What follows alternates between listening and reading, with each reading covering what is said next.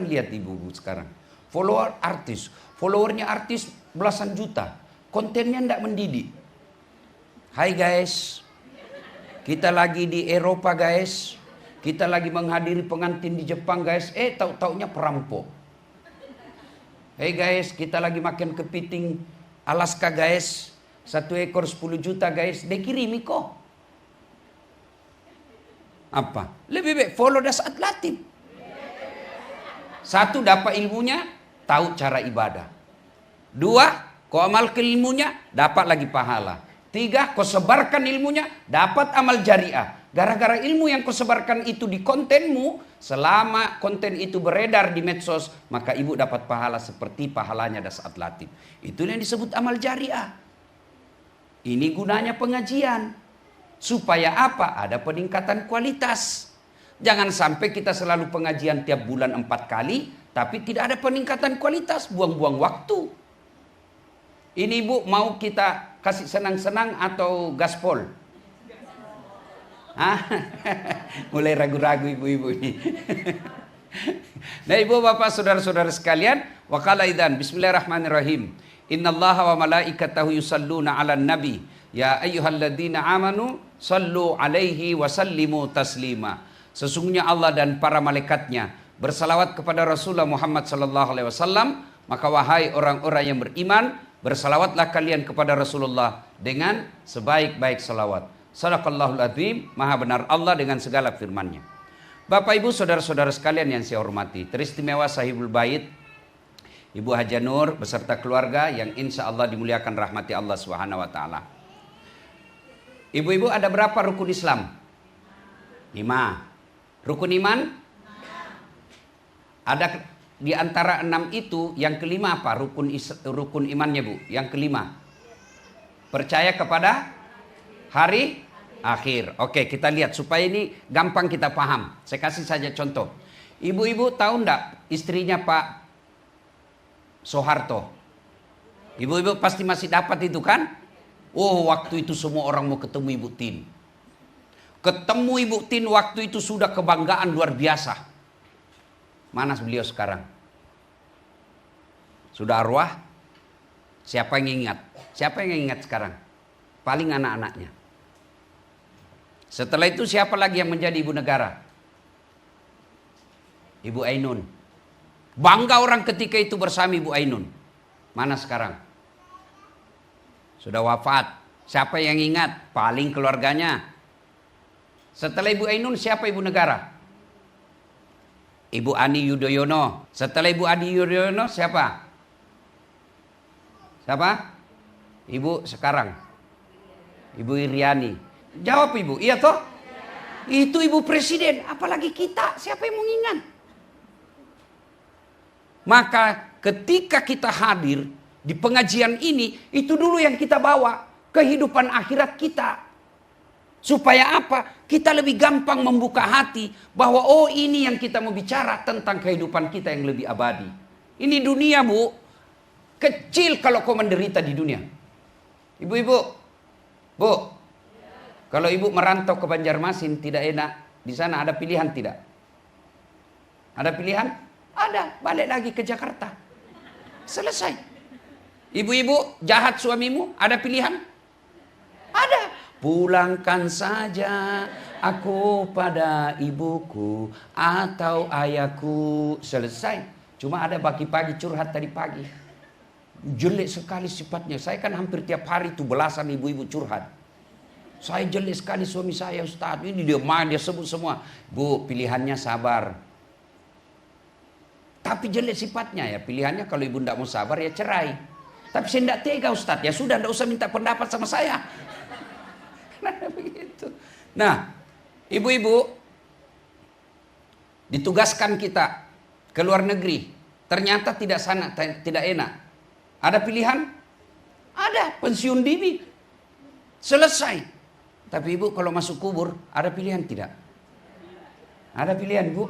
Masuk kubur, enggak enak deh, keluar dulu. Oh, ibu viral satu dunia Bu. Bahkan orang yang tinggal di rumah yang mewah seperti ini, kalau ibu balik lagi, enggak ada yang mau beli Bu. Iya kan? Pasti mati. Maka itu dulu yang kita buka. Buka bahwa kita pasti mati. Karenanya kita perlu meneladani orang yang bisa membuat kita selamat dunia sampai akhirat.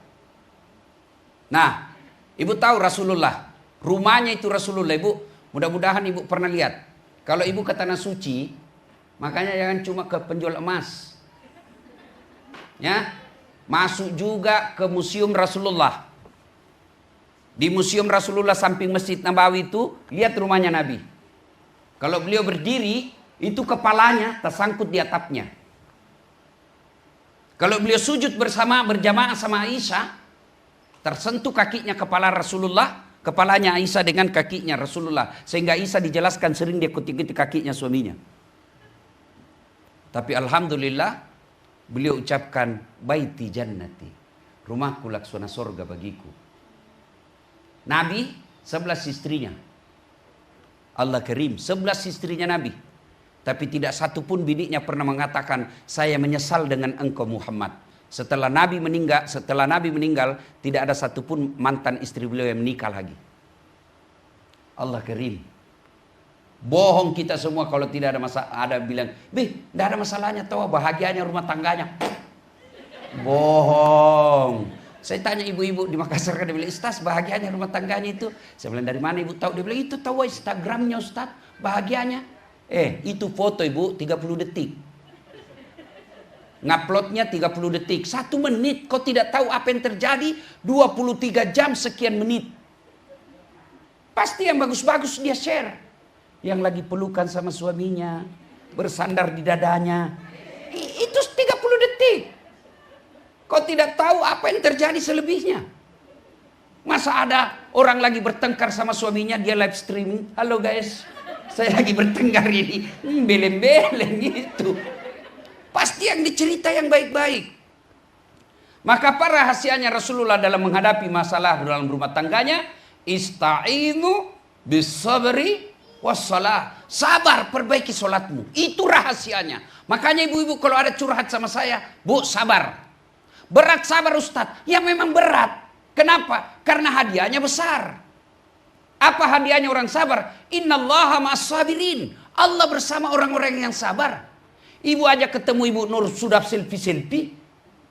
Bahagia. Ibu aja ketemu Dasat sudah selfie. Ketemu Jokowi sudah selfie. Wah guys, kita lagi sama presiden. Padahal presiden sebentar lagi habis. Iya toh? Bagaimana bersama dengan Allah? Maka hadiahnya besar, kuat. Cobaan besar, karena hadiahnya juga besar. Kalau sabar tidak berat, maka hadiahnya cukup kipas angin.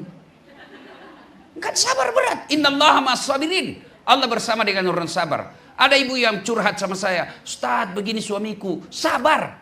Tidak ada sudah kali itu ilmu sabar. Bagaimana aplikasinya ilmu sabar? Gampang diucapkan. Mana aplikasinya? Allati isa asabatu musibah qalu inna lillahi wa inna ilaihi raji'un.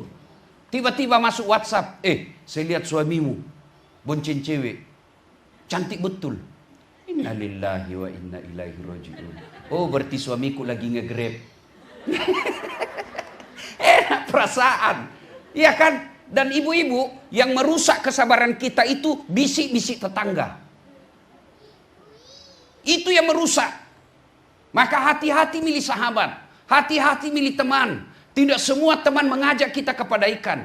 Dia dengki lihat kita rumah bagus, dia dengki lihat kita bahagia dengan suami, dia dengki lihat anak kita taat, maka dia hasut. Dia bilang, saya sudah miskin, rumah kontra-kontra, tidak pernah bahagia sama suami saya. Dia hasut orang yang bahagia. Lawan ke suamimu, lawan suamimu, lawan suamimu. Itu bisikan setan. Maka ketika ada sesuatu yang kita tidak enak, inna lillahi wa inna ilaihi raji'un. Masih muncul. Sabar itu, lihat suami lagi marah-marah. Marah-marah suami ibu balik kanan. Baru ucapkan, inna lillahi wa inna ilaihi. Jangan juga kau tengok wajahnya baru kau bilang inna lillahi. Tambah marah dia. Iya kan? Masya Allah. Mana ada? Rasulullah itu dalam hidupnya sabar. Coba bayangkan. Rasulullah pernah didatangi oleh istri yang paling tua di rumahnya Aisyah. istri tua ini membawa kue untuk Rasul. Nah, Aisyah yang datang sambut itu kue. Ada sahabat Nabi di dalam. Aisyah menerima itu kue, lalu ditumpah. Cemburu kan? Jadi cemburu itu perempuan bukan soal dia istri ulama atau istri Nabi aja cemburu. Maka saya bilang perempuan itu tahan ditinggal suaminya bertahun-tahun. Tapi dia tidak tahan melihat suaminya cemburu meskipun dia 1 menit. Tidak bisa dia tahan. Maka saya bilang sama laki-laki, jangan kau buat suami istrimu cemburu. Meskipun itu sepupumu, jangan buat dia cemburu. Nah, lalu Aisyah, apakah Nabi tersinggung? Coba bayangkan kalau saya misalnya ini sama teman-teman saya para mubalik. Lalu datang, ada orang, dan istriku lalu dia tumpah kue. Pasti saya bilang kurang ajar. Dia permalukan saya depan teman saya. Tapi Nabi tidak, reaksinya apa? Ketika begitu Aisyah, apa kata Nabi? Kau lihat itu ibumu, cemburu dia. Enak kan cara menyikapinya. Coba kalau ibu-ibu menyikapi dengan sabar, hidup pasti enak. Biar ibu kiai, biar profesor, biar hafal Quran, tapi tidak ilmu sabar dalam rumah tangganya, pasti tidak akan bahagia. Ibu-ibu tahu enggak? Ya, manusia dalam sejarah suaminya kasar, bejat, bahkan diponis pasti masuk neraka. Kalau kita ini kan ibu-ibu masih 50-50. Ya toh, 50% masuk surga, 50% masuk neraka. Tapi itu ini orang diponis pasti masuk neraka. Fir'aun. Tapi istrinya salah satu wanita yang kelak akan dijamin pasti masuk surga. Padahal Fir'aun itu suaminya. Ibu-ibu enggak ada istri suami Fir'aun. Iya toh. Sejahat-jahatnya suami ibu, enggak mungkin ibu tega katakan kau Fir'aun. Iya toh, berarti tidak seberapa. Maka kalau marah, ucapkan saja sabar. Nabi katakan resepnya Quran. Ada masalah rumah tanggamu, inna lillahi wa inna ilaihi raji'un. Kenapa sikir ibu-ibu tidak mempan? Coba lihat ibu majelis taklim, hafal itu Asmaul Husna. Ibu-ibu dia hafal itu majelis taklim, dia hafal itu Asmaul Husna. Pak tetap aja penggosip. Iya toh, kalau kumpul begini itu dia masih gosip. Dia tidak ngomong tapi mukanya sinis. Ada temuannya orang dia lihat dari kepala sampai di kaki. Orang duduk dia sinis. Padahal hafal Asmaul Husna itu. Kenapa? Karena dia tidak sampai di dada. Tidak sampai di hati menghafalnya. Dia hanya tampil untuk Asmaul Husna. Bukan untuk di rumahnya. Coba kalau ibu hafal Asmaul Husna. Di samping suami ibu. Suami baring-baring capek. Ibu lalu Asmaul Husna. Senang itu suami. Ya Allah, Ya Rahman. Pasti suami alhamdulillah dalam hatinya. Tidak sia-sia saya cari nafkah. Istri saya baik, hafal Asmaul Husna. Suami marah, ibu istighfar. Atau kalau perlu seperti saya amalkan. Kalau istriku marah, saya peluk. Lalu saya bilang, insaflah wahai manusia, bila dirimu bernoda. Mulai senyum-senyum itu. Masih marah juga, aku peluk lagi. Bila kamu di sisiku. Itu aplikasi sabar. Coba kalau dia marah, kita juga marah, meledak. Lalu siapa yang jadi korban? Anak. Ibu-ibu. Ibu. Kalau ibu meninggal, siapa yang doakan ibu? Suami. Jangan harap ibu. Teman. Coba lihat di WhatsApp. Coba lihat itu grup WhatsApp. Jangankan baca doa, ketik doa saja malas teman kita. Apa dia kirim? Stiker. Innalillahi wa inna ilaihi Al-Fatihah. Enggak juga dia baca. Siapa doakan kita? Anak. Tapi kalau dia lihat ibu bapaknya selalu bertengkar, pasti susah menjadi anak yang baik. Maka istri yang baik, kalau suami ngomel, kita diam. Selesai dia ngomel, kalau ibu mau lanjutkan, saya lagi pak ya. Nah, diskusi itu namanya, bukan ngomel. Nah, sabar. Yang kedua, sholat. Ibu ingat tak kisahnya Rasulullah waktu wafat? Ya kan? Ketika Rasulullah wafat, itu kan Allah perintahkan, Jibril, kau turun, jemput kekasihku Muhammad. Waktu itu hari Senin.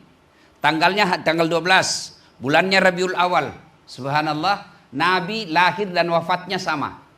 Sama-sama hari Senin, sama-sama bulan Rabiul Awal, sama tanggal 12. Jadi, kalau ada ibu di sini yang lahir di bulan 9 atau bulan 10, hati-hati. Biasanya kelahiran dan kematian itu berdekatan. Coba ibu lihat-lihat orang meninggal. Biasa dekat-dekat itu dengan kelahirannya. Nabi pas. Jadi kalau ada yang lahir tanggal 1 Oktober, hati-hati bu. Nah, Allah perintahkan Jibril, kau turun jemput kekasihku Muhammad. Bawa kau 3 malaikat. Israel, Israfil, Mikail. Dengan catatan, tanya dulu. Kalau dia mau dijemput, ambil nyawanya. Kalau tidak, tunda sampai mau. Allah Karim. Turun Nabi. Malaikat Jibril. Langit ke-7 masih berempat. Sampai di langit ke-6, malaikat Jibril berkata, Jibril, kata Jibril, wahai malaikat pencabut nyawa, Israel, saya kan tidak bertugas hari ini. Hanya kau yang bertugas cabut nyawa, kau turun. Kata malaikat pencabut nyawa, tapi kamu kan circle-nya. Kamu kan yang selalu bertemu selama ini. Saya tidak mau deh, kau turun aja. Kalau bahasa kita, turun 3 malaikat. Begitu sampai depan rumah Nabi, ketuk rumahnya Nabi. Assalamualaikum warahmatullahi wabarakatuh. Fatimah buka. Pak, tidak ada orang. Kata Nabi, sudah ada di sampingku. Lalu berkata malaikat pencabut nyawa, ya Muhammad, hari ini saya diperintah cabut nyawamu. Kalau kamu mau, menurutmu bagaimana? Ibu-ibu kira-kira kalau ditanya dulu, saya yakin 1999 tidak ada yang jawab siap. Pasti dibilang tunggu dulu. Nabi, apa jawab Nabi? Hari ini saya siap. Cuma mana ini malaikat Jibril? Ada saya mau tanyakan dulu. Jibril menunggu di atas. Panggil dulu. Datang malaikat Jibril. Ya Jibril, kalau hari ini saya harus menghadap kepadamu, tolong kasih saya berita gembira. Kata Jibril, ya Muhammad, seluruh malaikat yang pernah Allah ciptakan sudah antri menunggu rohmu. Oh, alhamdulillah. Apalagi Jibril, ya Muhammad, meskipun engkau nabi paling terakhir, haram seluruh nabi dari Adam sampai Isa masuk surga sebelum engkau lebih dulu masuk surga. Alhamdulillah. Apalagi Jibril, ya Muhammad, kalau ada dosa dan kesalahan yang pernah kulakukan, Allah telah memberikan ampunan. Alhamdulillah. Jibril, tapi itu kan saya. Saya tidak cemas soal diriku Jibril. Yang kucemaskan umatku. Bagaimana Fatimah, majelis taklim Fatimah As-Zahra? Bagaimana mereka kasihan? Beliau tidak katakan bagaimana Hasan Hussein. Bagaimana Aisyah. Tidak. Bagaimana Fatimah. Tidak. Tidak satu pun keluarganya dicemaskan. Tapi apa kata Nabi? Itu untuk saya. Tapi saya cemaskan. Bagaimana umatku ya Jibril? Jibril berkata, ya Muhammad tunggu dulu. Ini hak prerogatif Allah. Saya naik dulu. Naik. Malaikat Jibril turun lagi. Mendapat laporan dari Allah. Ya Muhammad, saya dapat informasi dari Allah. Meskipun engkau sudah tidak di tengah-tengah umatmu. Meskipun engkau sudah tidak di Jakarta. Selama umatmu berpegang kepada Quran, Sunnah, jangan cemas. Mereka akan selamat dunia sampai akhirat. Nabi tersenyum. Lalu Nabi berkata, saya siap. Ada 3 pesan Nabi. Dengar baik-baik. 1, kata Nabi. Jaga solat kalian. Jaga solat kalian. Nabi tidak katakan jaga warisanku. Jaga solat kalian. Ini yang penekanan kita bagi ibu-ibu. Kenapa Nabi selalu mengingatkan jaga solat kalian? Bahkan beberapa hadis dijelaskan perempuan kalau mau gampang masuk surga, salah satu diantaranya dia solat. Beberapa hadis juga menjelaskan salah satu sebab perempuan gagal masuk surga karena menganggap enteng solat. Dan itu saya lihat dalam kehidupan saya sehari-hari. Kapan perempuan banyak tidak solat? 1, kalau ada pesta pengantin. Make up. Apa dilarang make up? Tidak. Ibu make up supaya suami tidak malu dan suami bangga di samping. Itu pahala bahkan ibadah. Apa ibu berdosa kalau pakai jilbab yang kelilitan-kelilitan itu? Yang selalu saya istilahkan jilbab sakaratil maut. Saya tadi malam ceramah di Malaysia. Itu jilbabnya ibu-ibu Malaysia, gampang sekali dia pakai. Kain segitiga, kasih peniti satu, selesai. Coba kita di Indonesia. Oh, ada kainnya dulu itu 2 meter, dia ikat-ikat dulu. Dia ikat di lehernya. Kainnya 3 lapis di sini. Ada kuning, biru, dikasih miring lagi sedikit. Ada kembang-kembangnya di sini. Ada juga di atas sini. Nah, karena sudah diikat lehernya susah dia balik. Begini dia balik. Tiba waktu sholat. Suaminya bilang, Bu, kau pergi sholat. Saya jualkan kau sawah itu kopi haji. Kau sadar Pak? Saya sadar ini sayang, saya suruh kopi sholat. Kau ndak lihat ini mikapku. Ini jilbab susah dipakai. Gara-gara jilbab dia tidak sholat. Dan kita ketawa karena mungkin kita pernah mengalami. Iya kan? Jangan marah ibu ya, jangan marah ya. Ibu kalau marah juga enggak apa-apa, saya sudah mau pulang Makassar nanti. Kapan lagi perempuan banyak enggak sholat? Selesai haid, paham keliru. Katanya Ustadz kalau selesai haid, subuh baru mulai. Sekalinya subuh kesiangan. Dia bilang lagi besok lagi Ustadz. Enggak Bu, kalau ibu bersih, yakin bersih jam 8 malam, sudah wajib sholat isya. Ibu yakin jam 1 malam bersih, ibu sudah wajib sholat isya. Jangan pura-pura, padahal sudah tahu bersih, tapi ibu merasa pura-pura, maka dosa hukumnya. Ibu tahu enggak hukuman meninggalkan sholat? Coba buka surah Al-Quran, surah Al-Hajj. Bagi mereka yang selalu anggap remeh sholat. Coba buka Al-Quran, surah Al-Hajj. Situ Allah jelaskan, 1 kali kau tinggalkan sholat, 1 hari kau di neraka. Berapa namanya 1 hari di neraka? 1000 tahun dunia. Bayangkan itu 1000 tahun. Jadi kalau 5 kali sehari semalam, 5000 tahun. Oh, kok lama betul. Ibu pikir lama karena bandingkan dunia. Akhirat itu tidak ada akhirnya, abadi. Dan ibu mau tahu itu api neraka, buka itu kitab Durratun Nasihin. Kerikilnya neraka diletakkan di kakinya, saking panasnya mendidih sampai kotaknya. Itu yang paling ringan.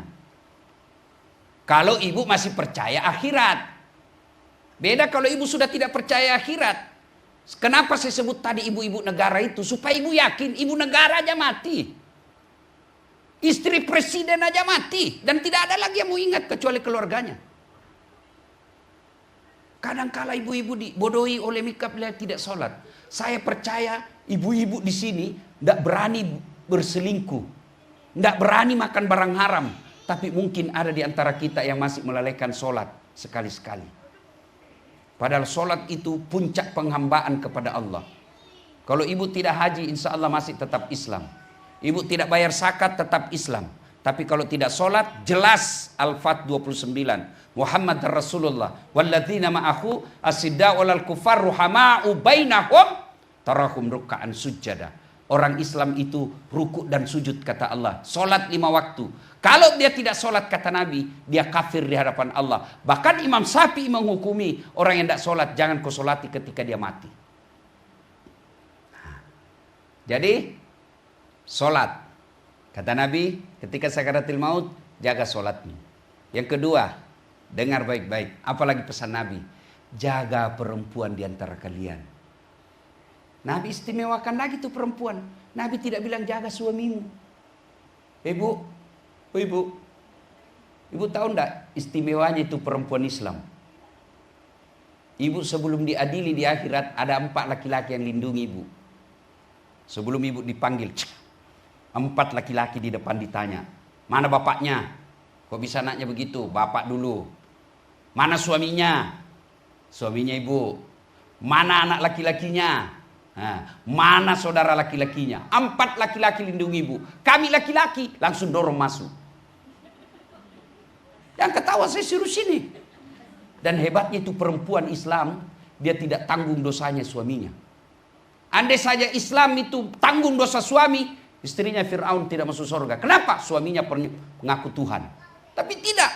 Itu hebatnya perempuan Islam. Suamimu pesina, suamimu nyembah berhala, pemabuk dan lain sebagainya. Tapi ibu menjadi wanita soleha. Kata Nabi, tadahulul jannati bisalam. Silakan kau masuk surga dari pintu yang mana kau suka. Kau silakan pilih di pintu. Dan hanya beda kami laki-laki. Ditanggung ibu dunia akhirat. Saya meskipun ustadz, tapi istri saya tidak sholat, dicari. Mana ini suaminya ini? Saya ustadz, penceramah, tapi istri saya tukang gosip. Kenapa begini istrimu? Kau kemari ceramah, kenapa istrimu begini? Saya penceramah, tapi istri saya tidak bayar utang puasanya. Kenapa itu istrimu tidak bayar utang puasanya? Dicari. Itu di akhirat, apalagi di dunia. Ibu pikir dunia ditanggung ibu di dunia. Maksudnya apa Ustaz? Malu juga kita laki-laki kalau sudah 2 kali lebaran istri itu terus baju barunya. Malu kita. Kita pulang kampung, ada istrinya adek, ada istrinya kakak. Istrinya yang 2 ini pakai baju baru, istri kita enggak. Malu kita. Ditanggung. Dipikir bagaimana supaya istri bisa pakai mobil mewah. Dipikir bagaimana supaya istri puka glowing. Dipikir semua itu. Mana ibu pernah pikir suaminya supaya bisa beli emas? Enggak kan? Maka itulah sebabnya kata Nabi, ridanya suami, ridanya Allah tergantung ridanya suami.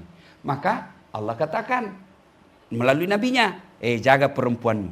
Apa yang perempuan perlu dijaga? Perempuan. 1, tidak boleh keluar rumah tanpa izin suami. Coba ibu dengar kisahnya lagi nih, sahabat Nabi. Ya. Melapor ibu-ibu kepada Nabi. Ya Rasulullah, keterlaluan itu tetanggaku. Kenapa? Masa ibunya dari sakit sakaratil maut sampai dimakamkan. 3 kali saya datang panggil ya Rasul. Dia tidak datang-datang. Woi, kok bisa itu anak? Ya Rasul, katanya suaminya pergi cari nafkah. Dipesan sama suaminya, jangan kau keluar rumah sebelum saya pulang. Sakit ibunya, datang tetangganya panggil, ibumu sakit, kopi. Saya mau sekali pergi lihat, tapi saya dipesan suami, tidak boleh pulang, tidak boleh keluar sebelum saya pulang. Sakaratil maut, datang lagi, mamamu sudah mau mati. Kau datang lagi, tidak bisa, suami saya belum pulang. Datang lagi, terakhir kasihan kopi lihat mamamu, mau dikuburkan. Suami saya belum pulang. Dengar ini, apa Nabi marah? Dengar ibu. Kata Nabi, alhamdulillah diampuni ibu yang meninggal karena punya anak yang taat terhadap perintah suaminya.